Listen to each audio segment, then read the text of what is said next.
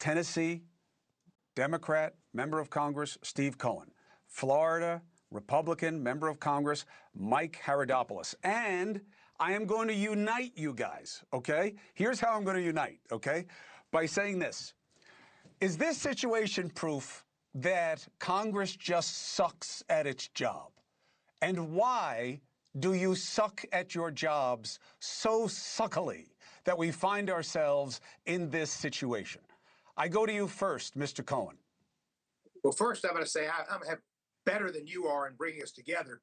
I'm in the most famous Greek restaurant in America, the Rendezvous, in a back office, Charlie Ferguson's Rendezvous. But besides that, really? I don't think Congress sucks. I'm not going to demean the group I've been in for 19, 20 years, and I'm proud of my role as a legislator. And we each have individual responsibilities to represent our district and our values. Sometimes we don't get accomplished because of the two-party system. We have differences, and that's to be expected. It's not like it used to be when people got together because they lived in Washington. There are a lot of changes with the media, with social media, with people getting TikToks or ticks or whatever, and clicks and all that stuff. And so some of the people that are most outrageous get more recognition because they get a lot of notoriety. And Agreed. That's not the best way to do it. They're not the best legislators. Agreed. But Mike, this seems like this is not a shutdown type of fight that you have here. This is about how much money goes to the people who are on Medicaid to pay for the tax cuts.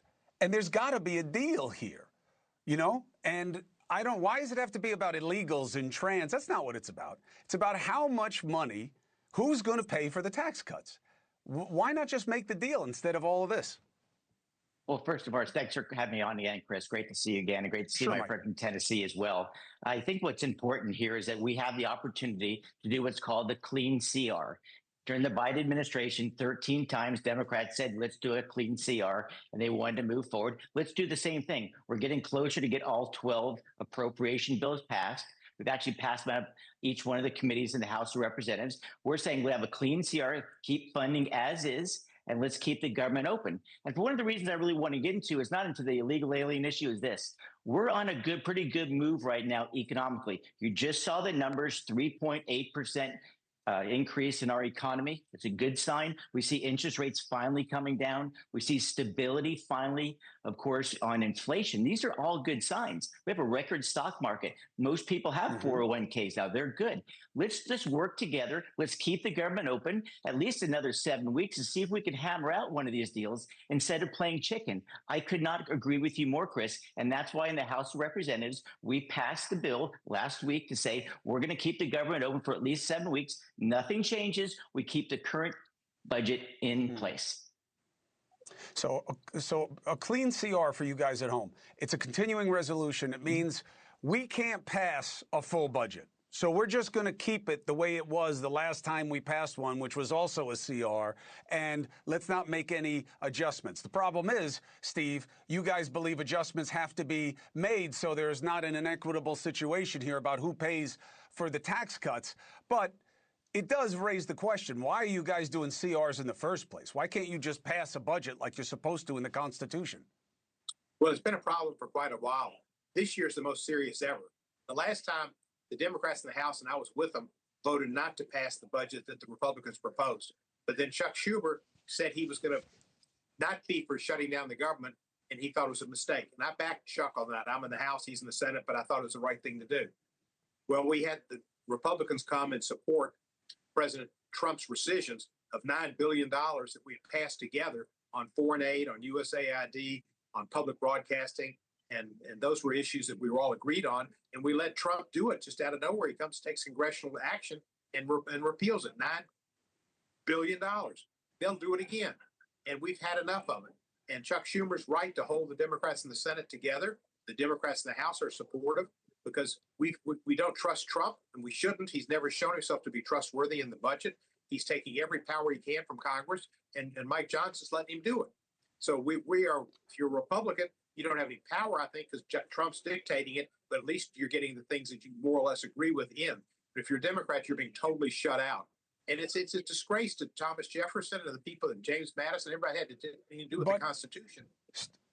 Steve, look, I think you have high ground on the Medicaid cuts, and I don't believe the new work requirements. I think they're punitive. I don't think that that's a waste, fraud, and abuse thing.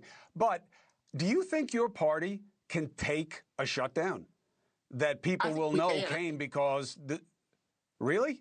I think the people want to see us stand up to Trump. Trump's popularity is ratings down to about 35%, I think, and the Democrats need to stand up and show we've got to take him on. And that's one way to show we'll take him on, and not just to accept him bully us. He refuses to meet with Schumer and Hakeem.